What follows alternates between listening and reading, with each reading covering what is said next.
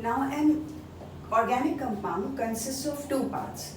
One is called the alkyl group and the other is called the functional group.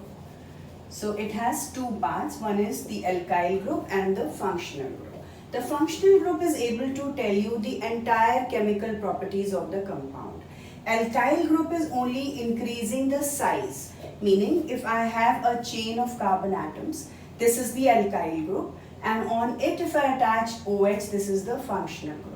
So this compound is an alcohol and it contains 3 carbon atoms, so its properties will depend actually on the alcohol properties but will change because there is a bulkiness of the compound. The compound has more number of carbon atoms. So now looking at their nomenclature, I am using 3 important words here.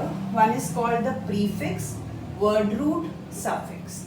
Now prefix means what I attach before the compound. Word root is telling me the chain, how long is the chain, and suffix is telling me that what functional group it contains. So now in this compound, the first compound that I have taken, this whole part is the alkyl group, this is the functional group. So first thing is, as we have learned before, that we are going to look for the longest chain. Now in case of an acid, carbon atom is also present in COOH, so we will count this carbon atom. So which means my longest chain is actually this, containing 1, 2, 3 and 4 carbon atoms. So this is place 1, 2, 3, 4. At place 3 is a methyl group. So methyl group becomes the prefix. Word root becomes 4 carbon atoms. At place 1 is the acid. So I'll say this compound's name is 3-methyl. In the prefix I'm writing 3-methyl. Then the word root is bute. At place 1 is oic acid. See the next one. The next one contains OH as the functional group. I have to first thing is identify the longest chain. So I am taking this as the longest chain. I have to give the functional group the lowest number. So I'll have to count from here. 1, 2, 3, 4 and 5.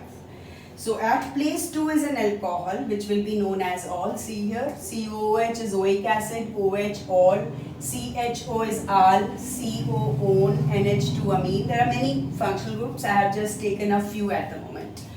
So again this is left outside the chain. So this is the prefix.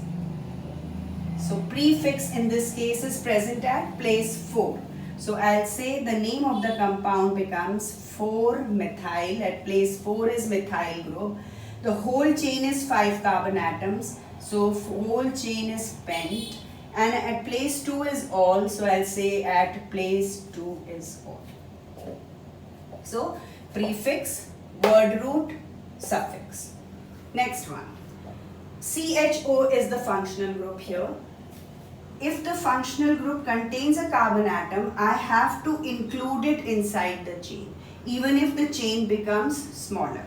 So I'll have to take it this way. This is my chain. CHO is aldehyde, gets place 1. So I'm giving it place 1, 2, 3 and 4.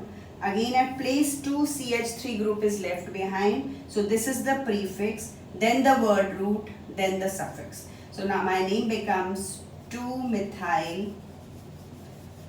4 carbon atom means bute. At place 1 is al. Now CHO and COOH groups are such groups that they always take place 1.